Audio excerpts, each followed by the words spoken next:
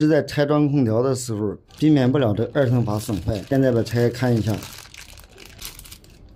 这个螺丝的话，4口已经滑压了，这个的话是很 OK 很完好的。那么这个的话就是滑压了，拧不上。5厘的那个要插进去放血种，放血种。大管这边就是低压管这边也放的开一点。把螺丝刀下面这2个螺丝拆掉。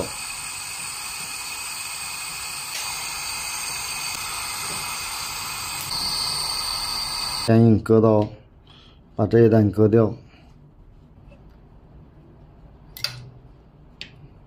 现在这里还有压力，等压力完全卸完以后才能焊接。这个压已经滑压了，这个是新的，很 OK 的。焊的时候这个地方要包上湿的毛巾，因为这里面密封圈，免得它高温损坏。在焊之前，这里包上厚厚的降温的措施纸巾，全部湿上水。这样的话，防止把这个传热过来，把这个胶垫烧坏。密封这个焊口的话，现在这个位不好焊，把它拉出来，拿这个铁丝给它顶住，这样就不会跑进去。现在比较好焊。现在开始焊接。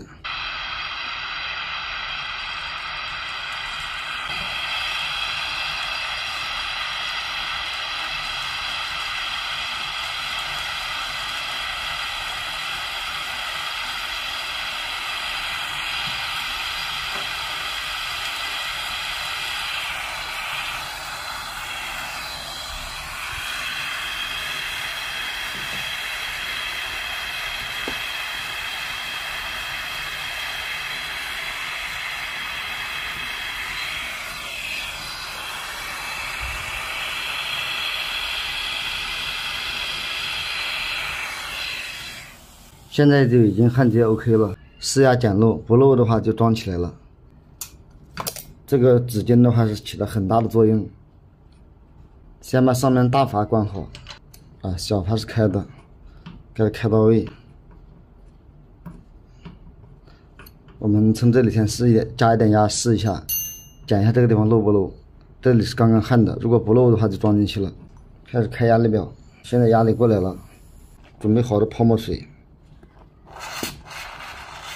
非常 OK， 一点也不漏，非常完美。可以把这个塞回去了，塞回去把这2颗螺丝上起来，上螺丝，把螺丝上好，上面这个也上好。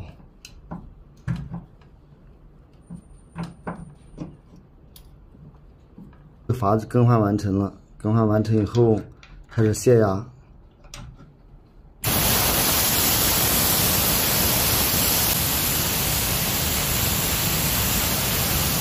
上头帽，